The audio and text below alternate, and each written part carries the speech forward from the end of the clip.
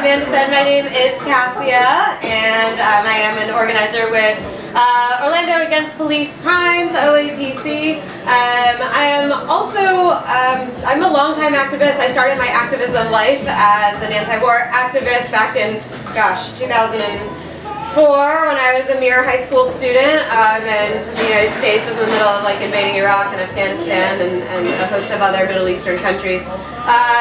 But since then, I have been a part of different organizations, United National Anti-War Coalition, which is a national anti-war organization. I am a member of the Freedom Road Socialist Organization, and I organize alongside that organization, as well as Orlando Against Police Crimes. I'm a member of Orlando for Peace as well, so a bunch of different groups.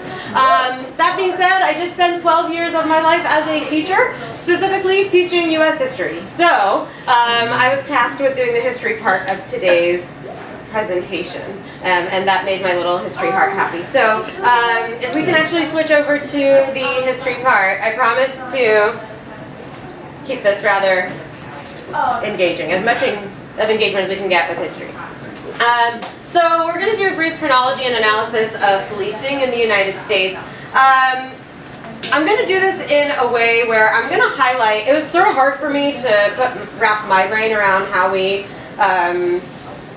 talk about the history of policing in this country. We could sort of predate the United States, we could talk about when the US was formed, we could talk about all sorts of social movements and stuff. I thought it would be kind of cool to just think about important years and the impact that those years and big events in those years had on policing and the shaping of police in the United States. So that's how I went about shaping this presentation. And what I want you all to do is, I had to narrow this down to be like 15 minutes. So if there are years and moments that I don't mention in here, jot them down, make a mental note, and when I'm done, we can have that discussion, and you can tell me some things that you think would have been really impactful that we put in here, and we can discuss those as meaningful moments in the history of policing in this country. So that being said, I'm going to go ahead and get us started. These are some of the important dates. We can sort of go through them. That's fine. You can go. Yeah. Suffice to say that the way I'm going to be framing this presentation, what I am arguing, which is not necessarily what every single person in OAPC would argue, it's not necessarily what everybody in this room would believe, but from my position, the history of policing in what has become modern day United States is one of protecting the interests of those who rule the country at any given moment. Those interests changed as we entered different economic modes of production. Those things changed as our social forces changed, but the goal of it remained the same, which was to protect the interests of the ruling class, for lack of a better term. So that's my preface, how I'm starting this off, and that's how I got these years that I got. So 1705, this is the first year that I'm putting on here. We could go even further back, but 1705 was a year in which the Virginia colony passed a comprehensive group of slave codes. It was known as the Virginia Slave Codes. There had been slave laws before that governed the way enslaved people could exist in colonial society. But these codes, specifically in 1705, really strengthened those laws and added further restrictions when it came to color and race when it came to slavery. Because there was labor, unpaid labor in the colonial times at various points, right? There were indentured servants, there were different things going on. But eventually, codes came to codify race and slavery as a race-based institution, and this is one of those important laws. So it codified enslaved people as property without any rights or legal protections. It prohibited enslaved people from owning weapons, leaving plantations without permission, assembling for religious practices, and, importantly, it enacted harsher penalties for disobeying these slave codes. So we're starting to see the creation of penal codes, right? So increased laws surrounding enslaved people, and then increased harsh punishments for breaking those laws, right? So this is where we're starting. Next, I put the Constitution of the United States being ratified. So 1787, the U.S. Constitution is ratified. It was actually ratified because of a bunch of different things going on. One of those things was called Shays' Rebellion. Has anybody heard of Shays' Rebellion? Hey, history! Okay, So Shays' Rebellion was a rebellion of former veterans of the Revolutionary War, and they wanted more access to land. They were being overtaxed. They didn't have rights to their property, so they rebelled. And a bunch of the framers of our Constitution said, gosh, we need a way to put these rebellions down. We need a stronger centralized government that has a stronger centralized army that can go put these rebellions down, because Shays' Rebellion had to be put down by like a private mercenary group of people we paid because we didn't have an army to do it.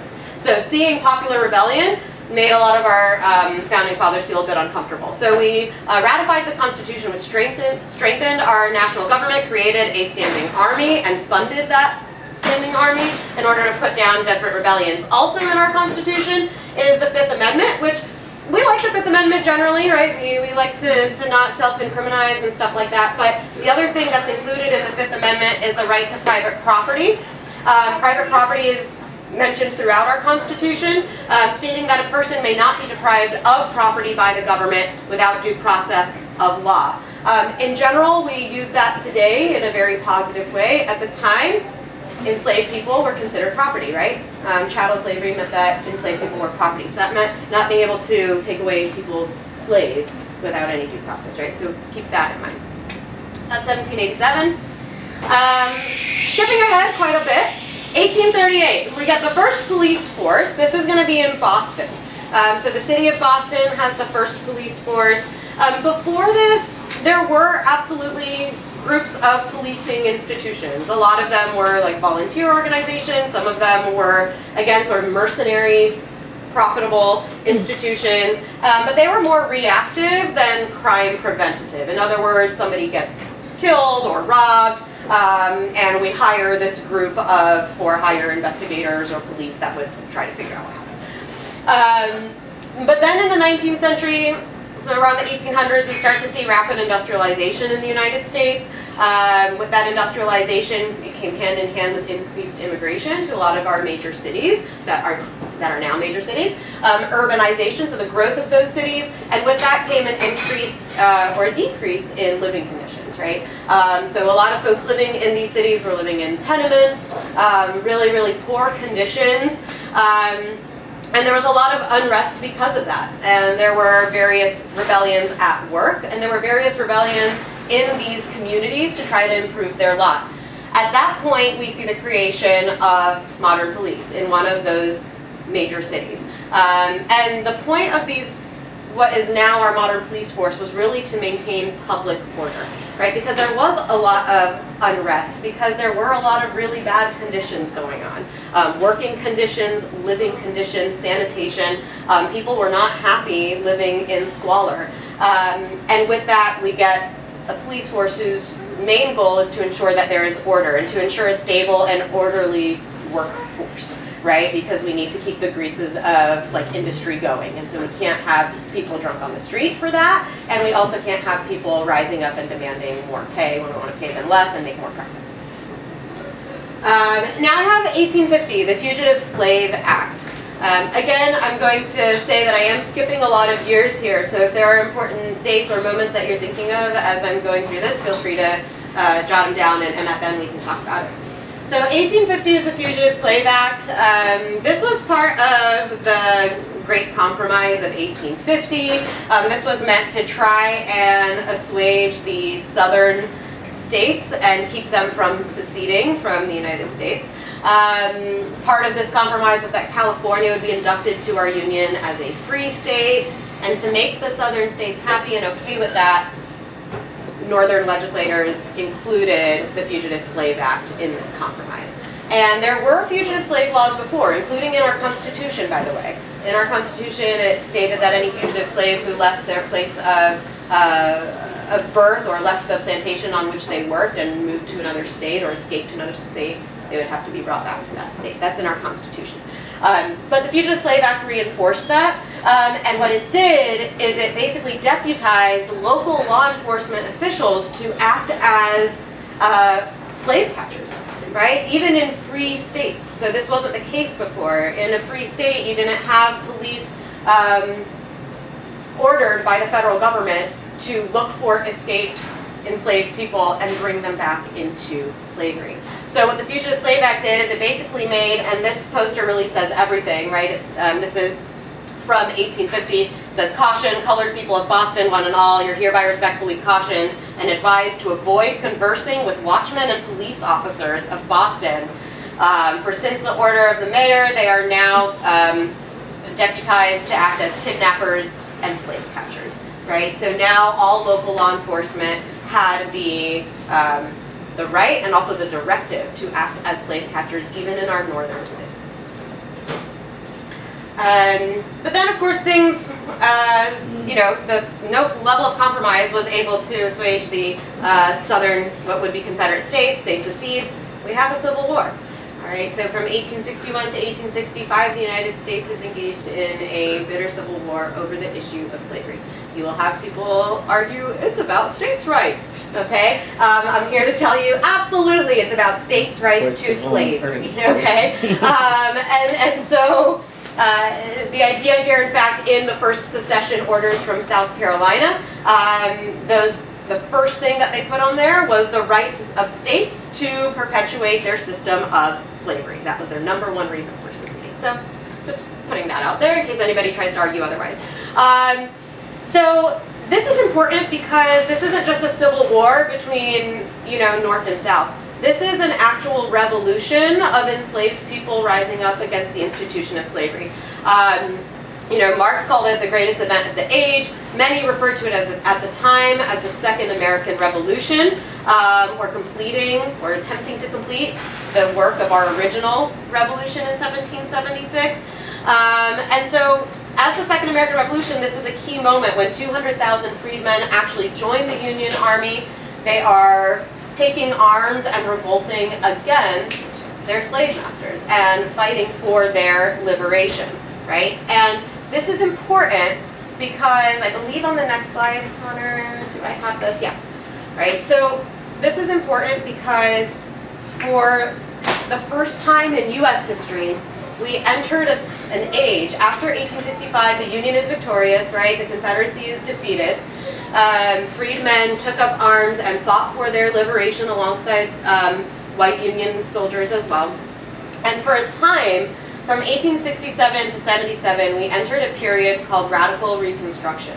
So after the Civil War ends, at first there was a lot of really heinous laws passed before Congress was able to take over and pass a bunch of good laws. But by 1867, laws like the Reconstruction Act of 1867 came into play. It divided the South into 5 military districts where the U.S. Army would be stationed in each of these districts and ensure that former Confederates and slave owners could not reassert their power and not try to recreate the system of slavery, right? So this is important because as part of the Reconstruction Act, we also get the 14th Amendment added to the Constitution, which says that anybody born in the United States is a U.S. citizen, and every U.S. citizen has due process and equal protection of the law.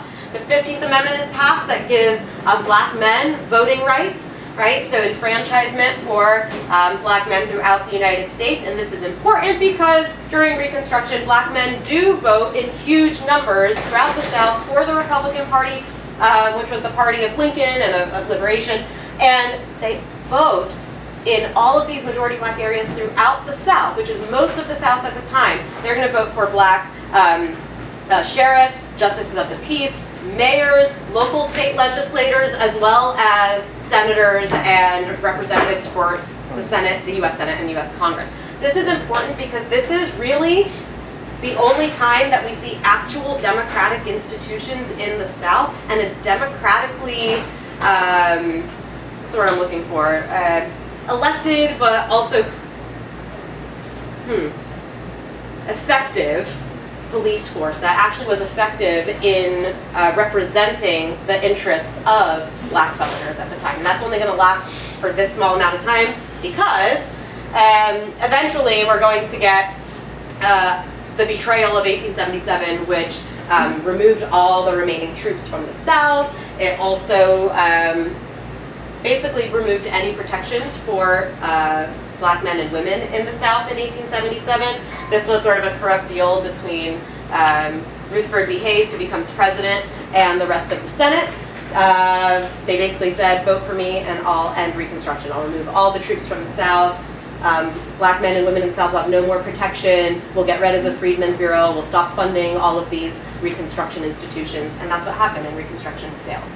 Interestingly, those troops that we removed from the South end up being brought up to the North, where they were going to be used as, for the most part, strike breakers. So a lot of the troops that were stationed in the South to protect folks, now that Reconstruction is over, they're now moving up north, and they are working with the police in all of our urban cities to put down a lot of rebellions there. A lot of those rebellions are strikes. 1877 is the year Reconstruction ends, and it's also the year of the Great Railroad Strike, which was a huge strike throughout Pennsylvania, Illinois, Missouri, Maryland. Police were called out. The National Guard is called out, and they work in tandem to arrest over 1,000 people to break up the strike, and over 100 workers are killed during that strike. All right, 1886, another example of workers uniting against police brutality. Workers had gone on strike in March of 1886. Later on, a few days later, those workers are actually protesting outside of their workplace. One of them gets shot and killed by police. This leads to a future protest of solidarity with those workers who were being shot and killed outside their workplace. Outside of Haymarket Square in Chicago, a group of workers is protesting in solidarity with those killed by police earlier. Bomb goes off, and from somewhere in the crowd, a bomb goes off. No one's ever arrested for throwing that bomb. However, 7 men are sentenced to death for basically being anarchists and leftists there at the time and organizing that protest. So again, we're seeing, what I'm hoping you're seeing here is a pattern of repression against both black men and women in the South, right? As we saw the institution of slavery sort of be codified, but then when we saw liberation happen, we see those same forces being used to try and repress African Americans in the South. At the same time, we're seeing police being used in our northern cities to repress workers who are rebelling against their bad conditions. 1921, the Tulsa Massacre. For 2 days, armed white men looted, burned, and destroyed what was known as Black Wall Street. This was the most wealthy area in all of the Black Belt South, and it gets totally destroyed by mob rule. Nobody's ever arrested.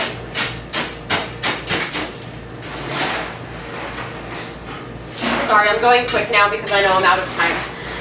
1965, Bloody Sunday. So this was a moment in the civil rights movement. Most of you have probably heard of this time. March 7th, hundreds of civil rights activists marched across the Edmund Pettus Bridge from Selma to Alabama to Montgomery. And they were protesting, yes, for voting rights, because there were a lot of awful racialized voting infringements going on, but also the murder of a 26-year-old activist who had been part of another civil rights protest, and he was murdered by police, right, shot in the stomach. So they're marching for civil rights and for literally the right to life and not be abused by police. 1966, the Black Panther Party is founded. This was largely because of all of the violence being brought upon the civil rights movement by the police. The Black Panther Party believed in self-defense and trying to have self-determination for Black Americans in the United States, to have their own institutions, to determine their own destiny, and an immediate end to police brutality and the murder of Black people. Here's a picture. They did a lot of really cool things, which we can get to later. 1973, the National Alliance Against Racist and Political Repression is founded in Chicago. That is a national organization. It was founded out of the struggle to free Angela Davis, who was wrongfully charged with a crime and put in jail. And largely it exists today. Orlando Against Police Crimes is an affiliating member of the National Alliance Against Racist and Political Repression, and the main goals are to establish civilian control over the police, defend civil liberties, free political prisoners, stop all police torture, and the like. Moving ahead to 1991, this was a huge moment in U.S. history. Rodney King's horrific beating and bludgeoning by LAPD officers is caught on camera. And this is actually the first time that we have, you know, what we see now as like viral videos of people being abused by police. LAPD, I mean, they beat him senseless. For 89 seconds, you can see the bludgeoning. It was all over the news. Eventually, these cops are arrested. Eventually, because it wasn't right away. Eventually, they're arrested, and all of the police who are on camera beating somebody with a stick and with their batons, kicking him in the street, acquitted, no charges. That leads to an uprising in LA. I'm not going to play the video because I'm out of time, but there's a video, we can watch it later. And this is important because it's really the last moment until 2012 that we saw like national attention being brought to a victim of police crimes and police murder. Until 2012, with the murder of Trayvon Martin here in Florida. And a lot of us were around and active at the time and probably remember taking part in a lot of these protests. Trayvon Martin was 17-year-old. He was stopped and shot and killed by a self-proclaimed neighborhood watchman, George Zimmerman, for 6 weeks. Zimmerman was not arrested. For those of you who maybe weren't around at the time, it was appalling. It was unbelievable to think that a man who had literally shot and killed a young boy was not arrested. For 6 weeks, protests took over the country to demand that he be charged, that he be indicted. Eventually, after weeks of protest, he is.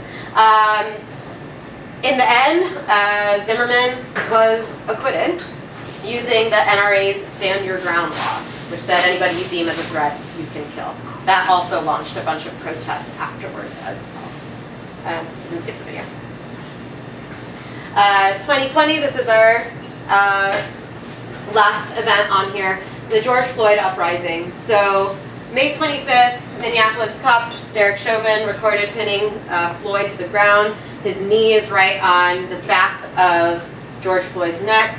You can hear Floyd pleading on camera, gasping, "I can't breathe."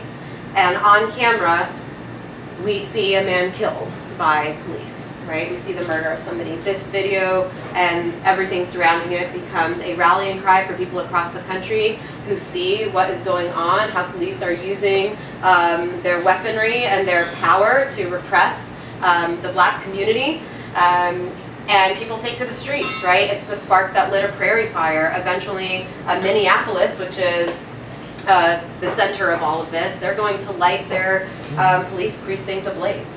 And there's going to be protests for days. And it's the day after that precinct gets lit up that they end up indicting the officers who killed George Floyd. And they end up being convicted on 2 counts of murder. So I'll leave it there. I'm so sorry for going way over my time. I realize I set this up in a way that did it really poorly, but I hope that in summation you're able to see the role of police, how it changed throughout time, but the things that stayed the same, right? And the things that stayed the same are the fact that no matter who is in charge or has the power at the time, the police are there to protect those people and their interests, whether it's the interests of the slaveholders and the plantation owners in the South at the time, whether it's the factory owners and the capitalists in the northern cities at the time, whether it's to maintain order, whether it is to repress movements, popular movements that are calling for change. Anything that threatens the powers that be, they're going to have the police there to control it. So I'll leave it there. Thank you all very